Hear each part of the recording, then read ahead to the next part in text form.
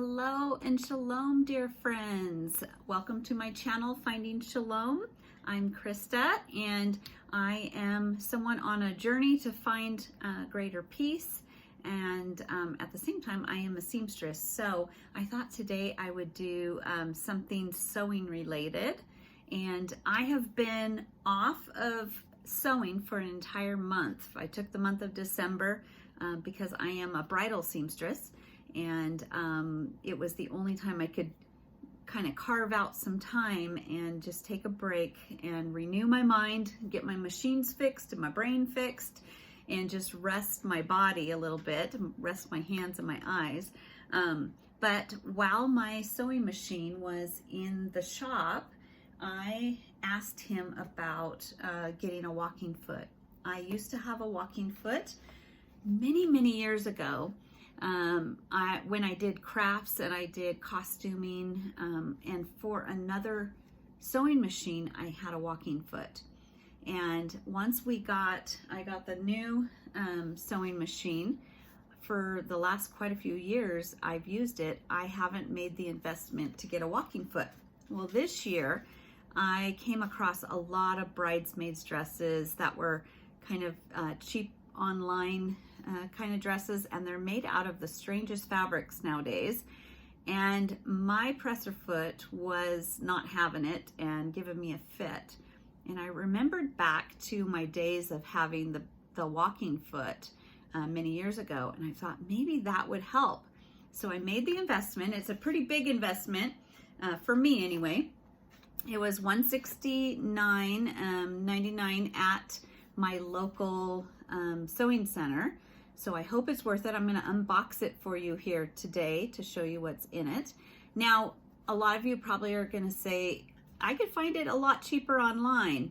But I used to be a small business owner, and I still kind of am a small business owner as I do alterations in my home or in my sewing studio. But I know what it's like to be a small business and try to compete with the online world. And I also know that they have more overhead, and also that they're going to get more quality items sometimes. And also it's backed by people I know, and people who can show, if I'm struggling with something, they can jump in and help me figure it out, and they have no problem with that because I know them in person. And if anything breaks, they're going to stand behind it because I see them at the grocery store, I see them around town. So I love supporting local businesses. So I'm going to unbox this today. I'm going to switch my camera angle, and I'll be right back. Okay, so here we have the Bernina 3-sole walking foot, number 50 with seam guide. And I haven't opened it up yet, so let's see. It has this little slide case here. These are always tricky. I don't ever want to ruin my box here. So it looks like we right away have a how-to guide, which I desperately need to look at tonight. Before tomorrow, I will try to sew with it because I have a bride coming here pretty soon, so I don't have time to really put it on and sew, but I have a lot of reading to do tonight. Ooh. Oh, there's more parts than I actually thought. My old walking foot for my Kenmore included this, and I think I only had like one of these. I think these are guides, and then this is the walking foot. And if I'm not mistaken, it's been a while since I have done it. It keeps it from where you get the pull between the two layers of fabric. You guys can correct me on there. I haven't used one in a long time, so I'm trying to remember, and I'm hoping it can help me on some of these hard, kind of almost stretchy but not kind of fabrics. And it looks like it has some different feet, so I am definitely going to have to do some reading on which foot does what. I know that these are guides and you put those along to kind of guide you along. And I'm not sure what that is. I will find out tomorrow. I bet that's an adapter that goes onto my, onto the shank where the presser foot goes.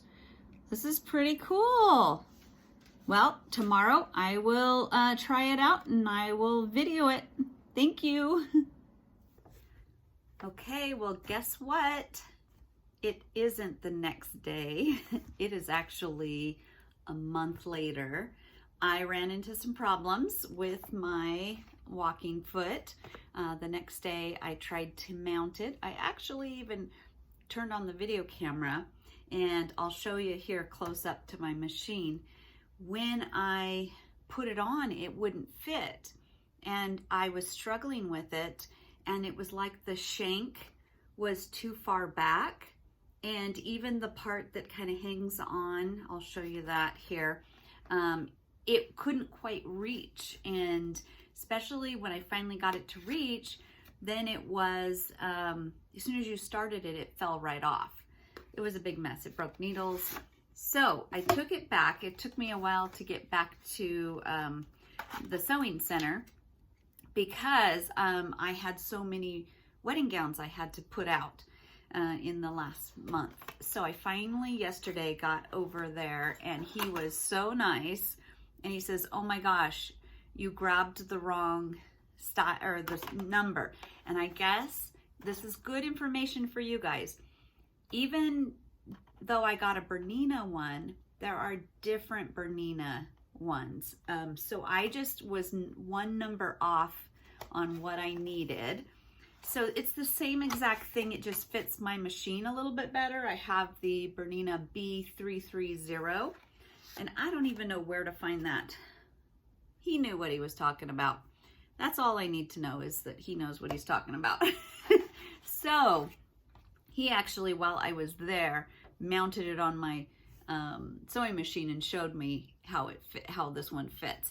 So I thought, even though I unboxed the other one, it's all the same as that one. It looks just the same. The only thing that's different is it's the distance between here to where my needle is.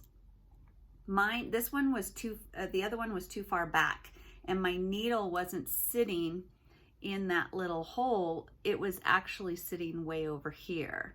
And then this thing here has changed just a little bit. It's a little longer, or it fits better. So that little thing was the difference. The other thing I found out for you guys is this right here. I'll show you that in a minute. That is actually for the spacers. And so I've learned all kinds of new stuff in 1 month. And even though I wasn't able to post that video yet, but I will get it posted. So let me switch my camera around and I will show me mounting or putting this in on my machine, okay? Okay, so here I am on my machine, and like I said, this is a Bernina B330. But I think most of the Berninas are about the same. You just flip this little thing here, and then you'll pull down and pull out your regular foot. This also has a change of feet here too, but let me show you this one. Now this little thing is going to have to go on, I wonder if I could lower it enough, on this little thing here, so that when this goes up and down right here, it's going to make this almost have like another set of feed dogs. So you're going to lift that all the way up, lift your thing up. There's a little spot right there where you'll slide that in and slide this at the same time. That's the only trick, is trying to get both of those to work at the same time. I can do it. Okay, come on. Come on, baby. there we go. And then lowering that little thing down there. Now what that's gonna do is my feed dogs are gonna be feeding the fabric, and at the same time, because the other thing's going up and down, it's gonna create a second set of feed dogs so the fabric goes in evenly. And what that does is, they used to call this a plaid matcher. So if you were sewing plaid on plaid and you had stripes or whatever going like this, and here, and you're matching them, one isn't getting pushed this way and one this way. They're gonna stay together and lined up. But this also helps with knits.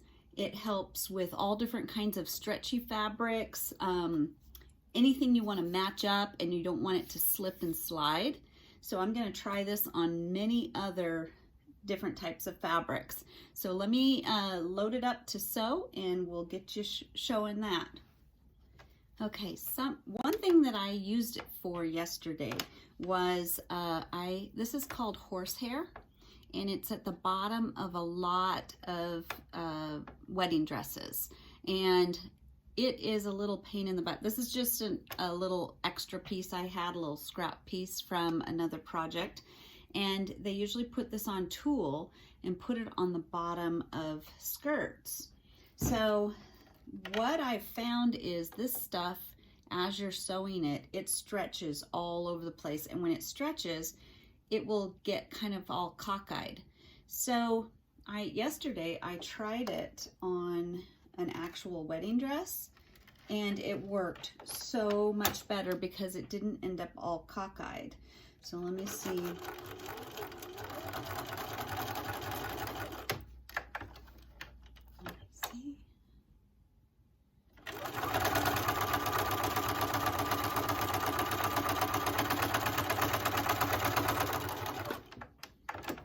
Okay, yeah, see?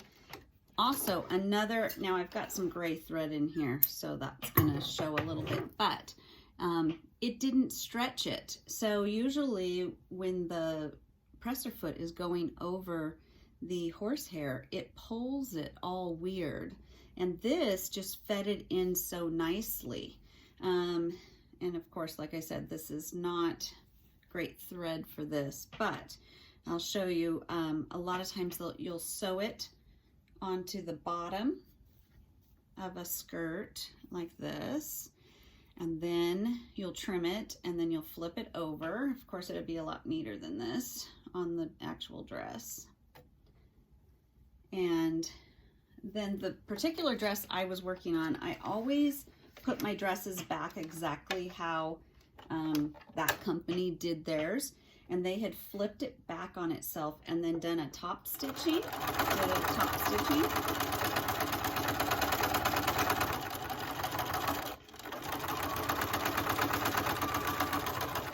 I'm feeling a little pull with that needle. But there's another little thing when you're working with this, not for this video, but I might as well throw this on here.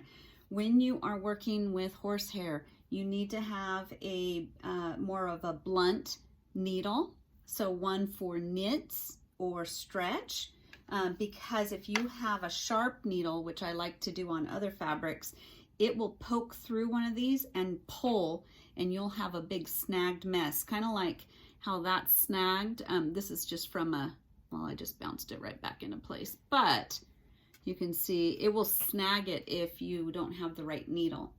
And then they would do a top stitch, and like I said, then I measure it all out and everything, but on here I'm just sewing just to show you.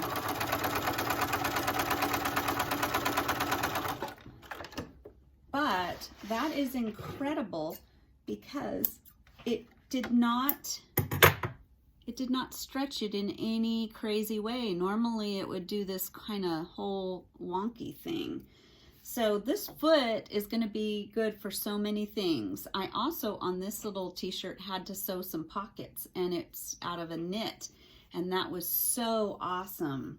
So I want to show you a few more things real quick on this walking foot. Okay, I'm back, and I wanted to show you, because in the first video I said I didn't know what this piece was here, and I now know what that piece is after doing my research.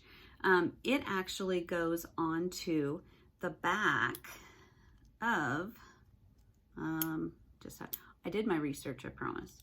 It actually will go onto the back here. I haven't screwed it in or anything like that.